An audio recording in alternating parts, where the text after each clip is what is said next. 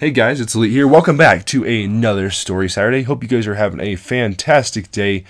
Today's story is all about the unwelcome mouse.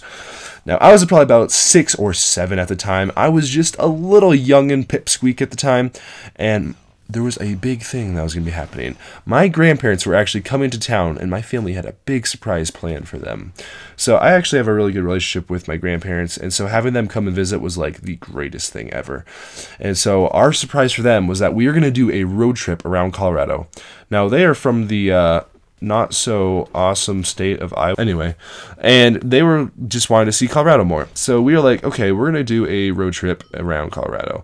And so we were going to go stay in a small town called Creede, Colorado. We did this because it was actually my grandparents' anniversary. I think it was like their 50th anniversary or something, so it was a pretty big deal. So we set out, and we had about 7 people in just our minivan. So it wasn't too bad, but when I was about that young, it was really tough to stay entertained. So I would bring a ton of Lego magazines, and I would draw. I would listen to audio tapes and stories. So road trips overall were just like really tough. But hey, at least I never got road sick. That would be the worst thing. So finally, after hours and hours of driving, we arrived at a small town and decided to tour it. Now, lots of the towns here in Colorado, like the really small ones, were actually mining towns. So they used to be towns where gold miners would go and, like live while they're mining for gold. And so we have a lot of these little towns around because there was a lot of gold mines that were around here. So we finally arrived to one of these small towns, and we were driving around, and I noticed something that gave me a lot of anxiety. I noticed on the dashboard of my dad was driving the van. I noticed on the dashboard that we had the low gas light on. So I was freaking out. So we were in the mountains, pretty much miles away from the gas station, and I was panicking. I was like, "Dad, turn around. We're not gonna make it. Please turn around. Please!" And he didn't, actually. And this went on for about 10 minutes before he finally gave up and just reassured me that everything would be okay. He always have to tell the little white lie of saying that, "Oh, actually, that light means we have 17 hours worth of gas in our tank. It's not that we have low gas." And I'm like, "Oh, okay, that sounds great." And as soon as he told me that, I was a happy camper again. And so we're like, okay, good. No, likely is that we actually had probably 45 minutes to an hour of gas left, not the amount that he told me. So we made it to a gas station in time, fortunately. However, before we left that small town, we went to go see a fire station that was actually carved into a mountain. It was actually really rad. And then finally, we were going to our main destination, the whole reason why we left. We were going to stay in this little house for basically my grandparents' graduation.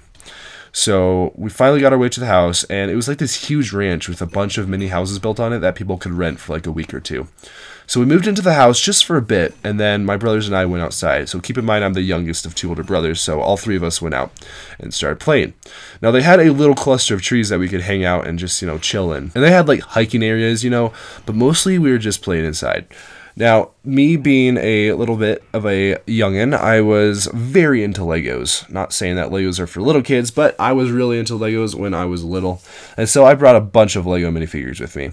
So I was playing, and I was just like, yeah, I have this one guy in the dresser, and he's actually on a cliff. And so, just my imagination of a dresser being a cliff. So I put him on top of the dresser, and unfortunately, something bumped the dresser, and down went my Lego guy. So the little Lego guy just fell behind it, and I was so crushed.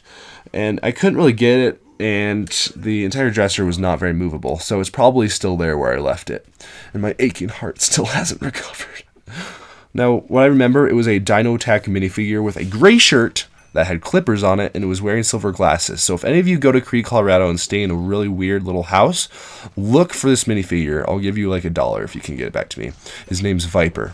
So unless you guys find it, may he rest in peace. So finally, it was the first night. And that first night was the worst night. So as we are eating, in the corner of my eye, I see this little gray blob scamper about. And I'm like, what the heck is that? And I started freaking out. So I told my dad, and so we all finished eating, and then we're like, okay, we're going to go talk to the owner, try to get this figured out. So we all went to the owner, and we're like, hey, do you have anything that we can do that would deal with a mouse? Because there's one in our house, and we don't want to live with it. And ironically enough, he for this very reason, had a huge supply of mouse traps. It's kind of unnerving to know that this is actually that big of a problem for him to have a bunch of mouse traps, but okay. So we baited it with a little bit of food, then we all went to bed. So everyone was all snug as a bug in their beds, except for me. Now I, being the youngest child for the win, was told to sleep on the floor because there wasn't enough bed space. So, the youngest is always like the best treated, and I was told to sleep on the floor. So that was pretty great. Yeah. So I was sleeping on the floor of the house that had a mouse on it, and that was a lot of fun. And so finally, after a semi-restless night of sleep, I went to go check the trap that my dad had set before. And what did we find? Exactly. There it was, lying dead in the trap. A dragon. Not really, it was the mouse. So we found the mouse, and he was lying dead in the mouse trap. Oh my gosh! Animal abuse! No, it was a vermin, and he was eating food, so no. So we finally took it outside, and we buried it. Yes, we gave it a proper burial. Not totally proper because we left it in the mousetrap, but we did bury it, and it was underneath the tree cluster. So that was a joyful time in my life to really just experience that awesomeness of having a mouse potentially running all over me while I was trying to sleep. It was a great time.